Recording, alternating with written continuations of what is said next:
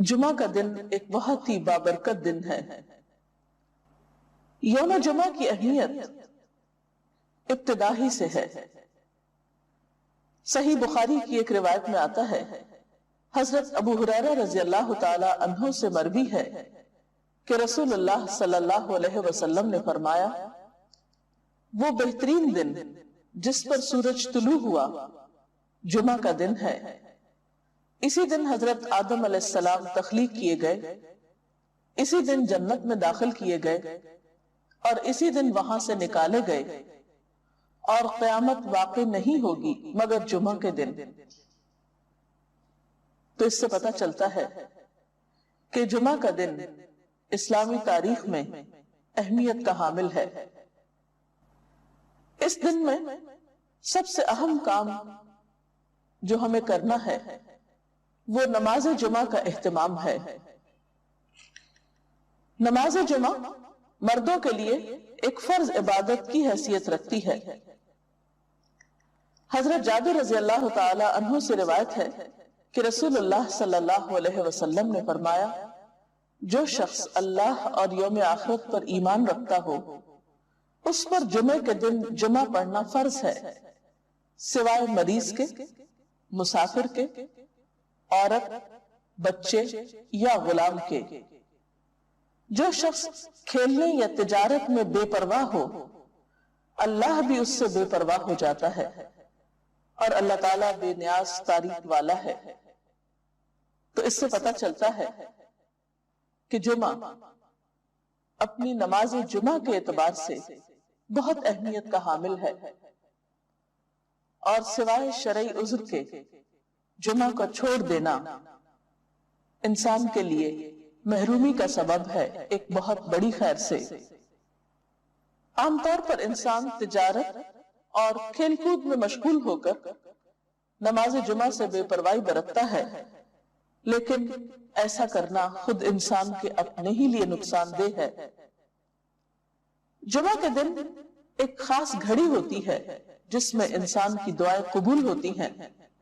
حضرت ابو ہریرہ رضی اللہ تعالی عنہ سے روایت ہے، رسول اللہ صلی اللہ علیہ وسلم نے جمعہ کے دن کا ذکر کیا تو ارشاد فرمایا، اس میں ایک ایسی گھڑی ہے کہ جس مسلمان بندے کو وہ میسر آ جائے اور وہ کھڑا ہوا نماز پڑھ رہا ہو تو وہ اللہ سے جس چیز کا سوال کرتا ہے اللہ تعالیٰ اسے ضرور عطا فرما دیتا ہے۔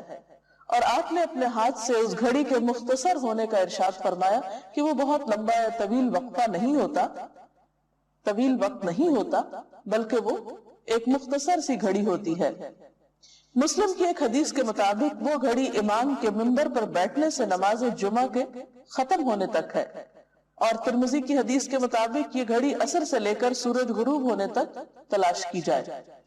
اس سے پتہ چلتا ہے کہ یہ دو اوقات خاص طور پر جمعہ کے دن اہم ہیں جن میں اللہ تعالیٰ کا ذکر اور عبادت کی جانی چاہیے۔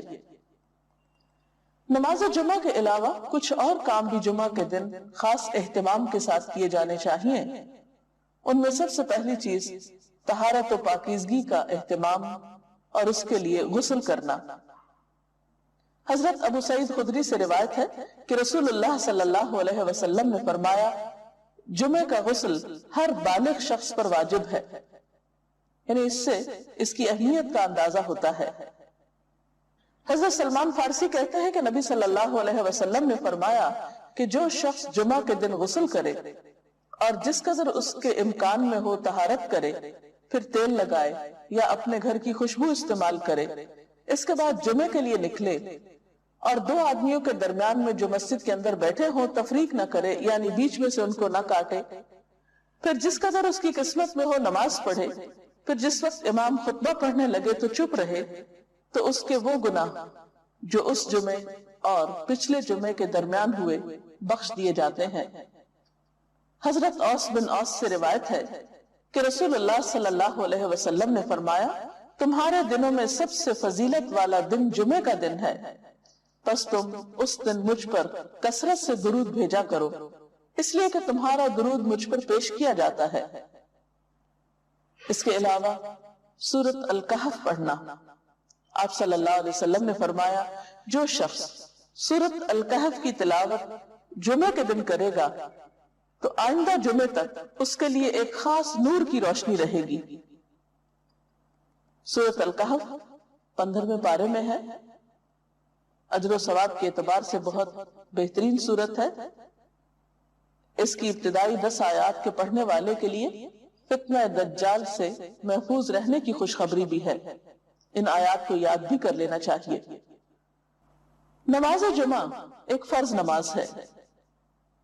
قرآن پاک میں اللہ تعالیٰ فرماتے ہیں یا ایھا الذین آمنوا اذا نودی للصلاۃ من یوم الجمعۃ فسعوا الی ذکر اللہ وذروا البیع ذالکم خیر لکم ان کنتم تعلمون۔ اے لوگوں جو ایمان لائے ہو، جمعہ کے دن نماز کی آذان دی جائے تو تم اللہ کے ذکر کی طرف دوڑو اور خرید و فروخت چھوڑ دو، یہ تمہارے حق میں بہت ہی بہتر ہے اگر تم جانتے ہو۔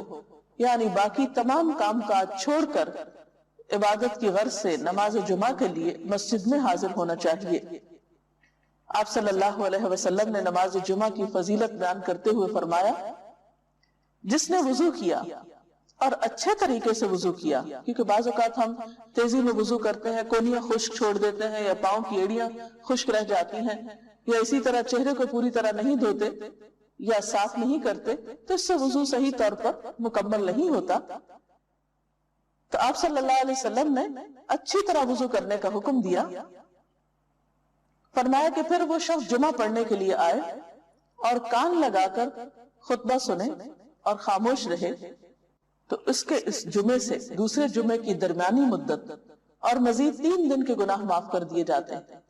اس میں آپ دیکھ رہے ہیں کہ خاص طور پر خطبے کے وقت خاموشی کا ذکر ہے، کیونکہ اس وقت توجہ کے ساتھ بات سننا نہایت ضروری ہے۔